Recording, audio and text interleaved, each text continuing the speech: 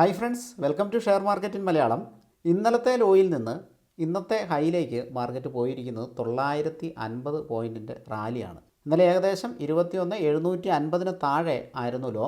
ഇന്ന് ഇതുവരെ ക്രിയേറ്റ് ചെയ്തിരിക്കുന്ന ഹൈ 22,700 മുകളിലാണ്. 700 കൂട്ടാം, 750 ടു 700, 950 പോയിൻറ്റ് റാലി രേഖപ്പെടുത്തിയതിന് ശേഷം ഒരു ചെറിയ പ്രോഫിറ്റ് ബുക്കിങ്ങിലേക്ക് മാർക്കറ്റ് കടന്നിരിക്കുകയാണ്. സ്റ്റിൽ മാർക്കറ്റ് നല്ല പോസിറ്റീവിലാണ് ട്രേഡ് ചെയ്യുന്നത്.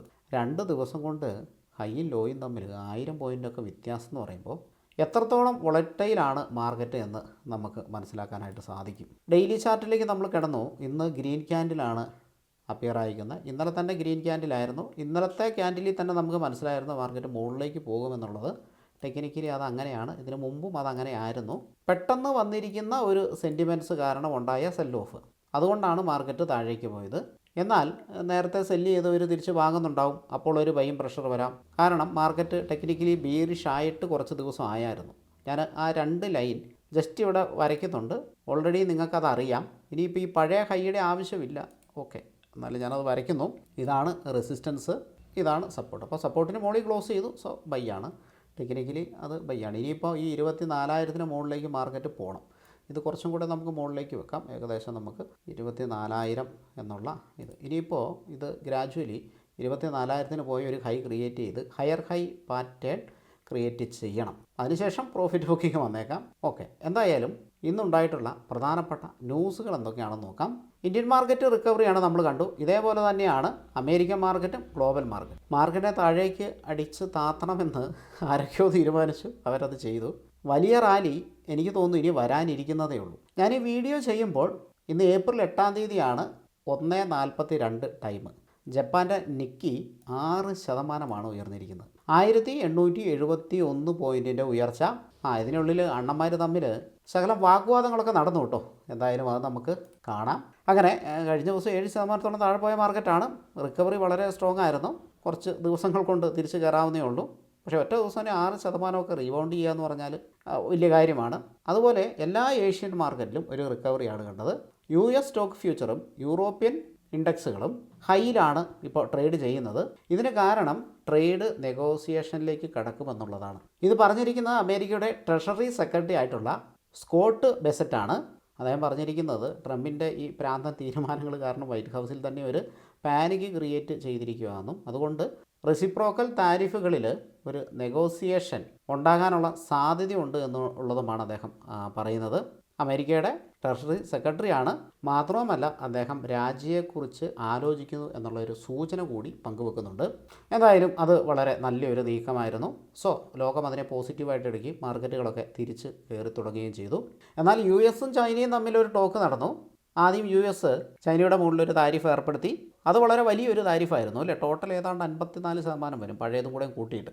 ചൈന ഒരു 34% അമേരിക്കയ്ക്കും അങ്ങോട്ട് ഏർപ്പെടുത്തി. ട്രംപിന് അത് ഇഷ്ടപ്പെട്ടില്ല. ട്രംപ് പറഞ്ഞു, ഞങ്ങൾക്ക് എതിരെ നിങ്ങൾ ഏർപ്പെടുത്തിയ താരിഫ് പിൻവലിച്ചില്ലെങ്കിൽ ഇനി ഒരു 50% കൂടെ താരിഫ് നിങ്ങളുടെ മുകളിൽ ഏർപ്പെടുത്തും. ടോട്ടൽ 100% എന്നുള്ള രീതിയിലേക്ക് എത്തും. ചൈന പറഞ്ഞു, എന്നാൽ പിന്നെ അത് കാണട്ടെ, അങ്ങോട്ട് ഏർപ്പെടുത്ത് എന്ന് ചൈനയും പറഞ്ഞു. അതായത് തുറന്ന യുദ്ധത്തിന് ഞങ്ങൾ തയ്യാറാണ് എന്ന് ചൈന പരസ്യമായി തന്നെ അമേരിക്കയെ വെല്ലുവിളിച്ചിരിക്കുകയാണ്. ഇത്രയും ധാർഷ്ട്യം പാടില്ലല്ലോ. ചൈന ഒരു നിസ്സാരമായ കൺട്രി അല്ല കേട്ടോ. ലോകത്തിലെ ഏറ്റവും വലിയ കൺട്രിയാണ്, നമുക്കറിയാം.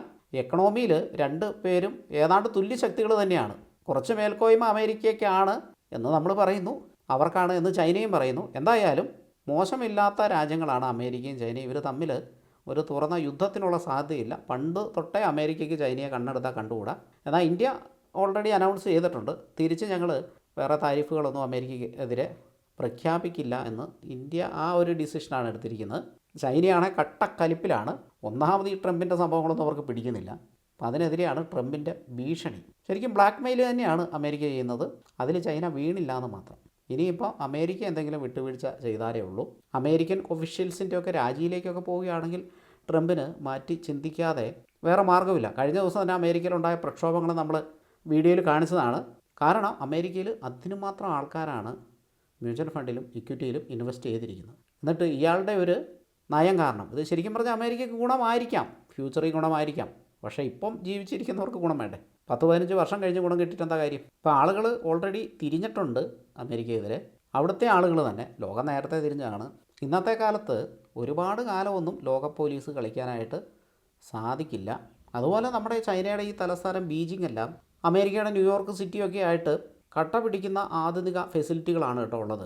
ചൈനയെ നമുക്കിഷ്ടമല്ലെങ്കിലും ആളുകൾ ഇച്ചിരി പുലിയാണ്. അതുപോലെ തന്നെ JP മോർഗൻ കഴിഞ്ഞ ദിവസം റിസഷനുള്ള സാധ്യത 60% ഉയർന്നുവെന്ന് പറയുകയുണ്ടായി. JP മോർഗൻ്റെ CEO ആയിട്ടുള്ള ജാമി ഡിമണാണ് ഈ കാര്യം പറഞ്ഞത്. നിസ്സാരക്കാരനല്ല അദ്ദേഹം. JP മോർഗൻ്റെ CEO ആണ്. എല്ലാ സെക്ടറുകളിലും ഇന്നൊരു ഉയർച്ചയുണ്ടായി എന്നുള്ളതാണ്. എല്ലാ രാജ്യങ്ങളിലും ഒരു ഉയർച്ചയുണ്ടായി. അതുപോലെ തന്നെ സെക്ടറുകളിൽ ഉയർച്ചയുണ്ടായി. ഗോൾഡ് ഉയർന്നു, പ്രൈസ് ഉയർന്നു, ഓയിൽ പ്രൈസ് ഉയർന്നു, ബിറ്റ് കോയിൻ റീബൗണ്ട് ചെയ്തു. അമേരിക്കയിലും ഈ ഒരു റീബൗണ്ട് ദൃശ്യമായി കേട്ടോ. S&P 500 കഴിഞ്ഞ 2 ദിവസമായിട്ട് 10% ഇടിഞ്ഞത്. FTSE index 6% ഇടിഞ്ഞത്. അതിൽ ഒരു തിരിച്ച് കയറ്റം ദൃശ്യമായി. ബാക്കിയുള്ളത് ഇന്ന് രാത്രി തിരിച്ച് കയറാനുള്ള സാധ്യതയുണ്ട്. അങ്ങനെയാണെങ്കിൽ നാളെയും നമ്മുടെ മാർക്കറ്റ് ഒരു ഗ്യാപ്പ് അപ്പ് ഓപ്പണിങ്ങിനാണ് സാധ്യത കൂടുതൽ. ഡൗ ജോൺസ് 1.76% ഉയർന്നാണ് ക്ലോസ് ചെയ്തിരിക്കുന്നത്. നാസ്ഡാക്ക് ചെറിയൊരു ഉയർച്ചയേ ഉള്ളൂ, എന്നാലും പോസിറ്റീവാണ്. S&P 500 ചെറിയൊരു നെഗറ്റീവിലാണ്. അപ്പോൾ ഇന്ന് അമേരിക്കൻ മാർക്കറ്റ് മുകളിലേക്ക് പോകുമെന്നുള്ളതാണ് എക്സ്പെക്റ്റേഷൻ. ഗ്ലോബലി റിക്കവറി ദൃശ്യമായി കഴിഞ്ഞു. അമേരിക്കൻ മാർക്കറ്റ് ഇപ്പോൾ ക്ലോസിങ്ങിലാണ്, എന്നാൽ മുകളിലേക്ക് പോകാനുള്ള സാധ്യത വളരെ കൂടുതലാണ്. കഴിഞ്ഞ ദിവസം അമേരിക്കയിലെ NVIDIAയും ആമസോണും JP മോർഗനും 3M ഒക്കെ പോസിറ്റീവിൽ ക്ലോസ് ചെയ്തു. NVIDIA ഒക്കെ 3% അപ്പിലാണ് ക്ലോസ് ചെയ്തിരിക്കുന്നത്. ആപ്പിൾ നെഗറ്റീവായിരുന്നു കേട്ടോ. 3.5% നെഗറ്റീവിലാണ് ആപ്പിൾ ക്ലോസ് ചെയ്തിരിക്കുന്നത്. എന്തായാലും നമുക്ക് ഇന്ന് അമേരിക്കൻ മാർക്കറ്റ് ഒന്ന് നോക്കേണ്ടതുണ്ട്. Expecting positive. അങ്ങനെയാണെങ്കിൽ നമുക്കൊരു ഗ്യാപ്പ് അപ്പ് കൂടി അടുത്ത ദിവസങ്ങളിൽ കിട്ടാനുള്ള സാധ്യതയുണ്ട്. എപ്പോഴും മാർക്കറ്റ് ഇടിയുമ്പോൾ കൂടുതൽ ഇൻവെസ്റ്റ്മെൻറ്റിനെ കുറിച്ചിട്ട് ചിന്തിക്കുക കേട്ടോ. ഇപ്പോൾ ട്രേഡ് ചെയ്യുന്നത് 22,529 ചെറിയൊരു പ്രോഫിറ്റ് ബുക്കിംഗ് വരുന്നുണ്ട്. അതൊക്കെ മുകളിലേക്ക് പോകുമ്പോൾ സ്വാഭാവികമാണ്. ഈ ഹൈയും കൂടി അങ്ങ് ബ്രേക്ക് ചെയ്യുമായിരുന്നെങ്കിൽ പൊളിച്ചേനെ. എന്തായാലും നമുക്ക് നോക്കാം, കാത്തിരുന്ന് കാണാം. മാർക്കറ്റ് നല്ല രീതിയിൽ ഇടിഞ്ഞിട്ടുള്ളതുകൊണ്ട് തന്നെ റിക്കവറി എന്ന് പറയുന്നത് വളരെ ഷാർപ്പായിരിക്കും. ഇപ്പോൾ ഇതിൻ്റെ ഹൈയും ലോയും, അതായത് റീസെൻ്റ്ലി വന്നിരിക്കുന്ന ഹൈയും ലോയും നോക്കിക്കഴിഞ്ഞിട്ടുണ്ടെങ്കിൽ പോലും മുകളിലേക്ക് പോകാനുള്ള സ്പേസാണ് കൂടുതൽ. നമുക്ക് എന്തായാലും പോസിറ്റീവ് എക്സ്പെക്റ്റ് ചെയ്യാം. മാർക്കറ്റിൽ അസാമാന്യമായ ക്ഷമയുണ്ടെങ്കിൽ മാത്രമേ ഇന്നത്തെ കാലത്ത് നേട്ടം കൊയ്യാനായിട്ട് സാധിക്കുകയുള്ളൂ. അതുകൊണ്ട് എല്ലാവരും ക്ഷമയോടുകൂടി ഇരിക്കുക. മാർക്കറ്റ് ഇതുപോലെ വയലൻ്റായിട്ട് താഴേക്കും മുകളിലേക്കും പോകുന്ന പാനിക്ക് സെല്ലിങ്ങും ബയ്യിങ്ങും കൊണ്ടിട്ടാണ്, അല്ലെങ്കിൽ ട്രേഡ് കൊണ്ടാണ്. അല്ലെങ്കിൽ ഇത് മൂവ് ചെയ്യില്ലോ. ആരും ട്രേഡ് ചെയ്യുന്നില്ലെങ്കിൽ ഇത് മൂവ് ചെയ്യില്ലോ. അപ്പോൾ അങ്ങനെ ഉണ്ടാകുന്ന ട്രേഡ് വോളിയം, അതിൽ എണ്ണം കുറയുമ്പോൾ അല്ലെങ്കിൽ വോളിയം കുറയുമ്പോൾ മാർക്കറ്റ് സ്റ്റെബിലൈസ് ചെയ്യുകയും പിന്നീട് മാർക്കറ്റ് അതിൻ്റെ റൂട്ടായിട്ടുള്ള ലോങ് റൂട്ടിലേക്ക് പോവുകയും ചെയ്യും. അപ്പോൾ ഒരുപാട് മാർക്കറ്റിൽ നോയ്സ് കാര്യങ്ങൾ ഉള്ള ആളുകളുണ്ടെങ്കിൽ, അല്ലെങ്കിൽ അങ്ങനെയുള്ള ഇൻസ്റ്റിറ്റ്യൂഷൻസ് ഉണ്ടെങ്കിൽ ഇതുപോലുള്ള ഹൈയും ലോയും നമ്മൾ ഒരുപാട് കാണേണ്ടതായിട്ട് വരും. പക്ഷേ ഇത് കുറച്ച് നാളാകുമ്പോഴത്തേനും അവർ മടുക്കും. അവർ വേറെ ഏതെങ്കിലും ഇൻസ്ട്രുമെൻറ്റിലേക്ക് കയറിക്കൂടും. ബിറ്റ് കോയിനും മറ്റുമൊക്കെ ഇവിടെ ഉണ്ടല്ലോ, കമ്മോഡിറ്റിയും കാര്യങ്ങളൊക്കെ ഉണ്ടല്ലോ. അപ്പോൾ അതിലേക്ക് കയറി കൂടുകയും അങ്ങനെ ആ നോയ്സ്, ഇപ്പോൾ ഭയങ്കര നോയ്സാണ്. ഒരു നെഗറ്റീവ് ന്യൂസ് വരുമ്പോൾ ഭയങ്കര നോയ്സ്, പോസിറ്റീവ് ന്യൂസ് വരുമ്പോൾ ഭയങ്കര നോയ്സ്, റിക്കവറി ഭയങ്കര നോയ്സ്. അപ്പോൾ ഇത്രയും നോയ്സ് ശരിക്കും പറഞ്ഞാൽ മാർക്കറ്റിൽ ആവശ്യമില്ല. ഇങ്ങനെ ആവശ്യമുണ്ടെങ്കിൽ നമുക്കത് ഗുണമാണ്. അതായത് ലോങ് ഇൻവെസ്റ്റേഴ്സിനും അല്ലെങ്കിൽ പേഷ്യൻ്റായിട്ട് ക്ഷമയോടുകൂടി വെയിറ്റ് ചെയ്യുന്നവർക്കും താഴെ കിട്ടുമ്പോൾ മേടിക്കുകയും അങ്ങനെ ഉള്ളവർക്ക് അത് ഗുണമാണ്. പാനിക്കാകുന്നവർക്ക് അത് ഒരു പാനിക് സിറ്റുവേഷൻ തന്നെയാണ്. അപ്പം ഏതാണ്ട് ലോകം ഒരു കൂൾ ഓഫിലേക്ക് പോകുന്നുണ്ട്. പുതിയ ഇൻസിഡൻറ്റുകൾ പോസിറ്റീവ് അല്ല നെഗറ്റീവ് ഒന്നും വരാതിരിക്കട്ടെ. വളരെ സാവധാനമായാലും കുഴപ്പമില്ല. മാർക്കറ്റ് മുകളിലേക്ക് കയറിയാൽ മതി. അതിനുള്ള സാഹചര്യങ്ങൾ ഉരുത്തിരുന്ന് വരുന്നുണ്ട്. മന്ത്ലി ക്യാൻഡിൽ ഈ മാസത്തെയും ഗ്രീൻ ആവട്ടെ. മാർച്ച് മാസത്തെ മന്ത്ലി ക്യാൻഡിൽ ഗ്രീൻ ആയിരുന്നു. എന്നാൽ ഏപ്രിൽ ഗ്രീൻ ആയിട്ടില്ല. സ്റ്റിൽ റെഡിലാണ് നമുക്ക് കാണുന്നത്. ഇത് ഗ്രീൻ ആവണം, ഗ്രീൻ ആകേണ്ടതാണ്. ഇത് ഗ്രീനായിട്ട് മാർച്ചിലെ ഹൈയും ബ്രേക്ക് ചെയ്ത് മുകളിലേക്ക് പോകേണ്ടതാണ്. അതാണ് ഒരു പോസിറ്റീവ് സൈൻ. അത് ചിലപ്പോൾ ഉടനെ കാണാനായിട്ട് സാധ്യതയുണ്ട്. എന്തായാലും നമുക്ക് വെയിറ്റ് ചെയ്യാം. Thank you for watching. മറ്റൊരു വീഡിയോയിൽ വീണ്ടും കാണാം. ഡിമാറ്റ് അക്കൗണ്ടും മറ്റും എടുക്കാൻ താല്പര്യമുള്ളവർക്ക് ലിങ്ക് ഡിസ്ക്രിപ്ഷനിൽ കൊടുത്തിട്ടുണ്ട്. ഏഞ്ചൽ വണ്ണിൻ്റെയും അപ്സ്റ്റോക്സിൻ്റെയും ലിങ്കുകളാണ് കൊടുത്തിട്ടുള്ളത്. മ്യൂച്വൽ ഫണ്ടിൽ മാത്രം ഇൻവെസ്റ്റ് ചെയ്യുന്നവർക്ക് അസറ്റ് പ്ലസ് പരിഗണിക്കുക. അതിൻ്റെ ലിങ്കും ഡിസ്ക്രിപ്ഷനിൽ കൊടുത്തിട്ടുണ്ട്. അക്കൗണ്ട് എടുത്തതിന് ശേഷം ഒന്ന് വാട്സപ്പ് ചെയ്യുക. വാട്സപ്പ് നമ്പറും ഡിസ്ക്രിപ്ഷനിൽ കൊടുത്തിട്ടുണ്ട്. Thank you.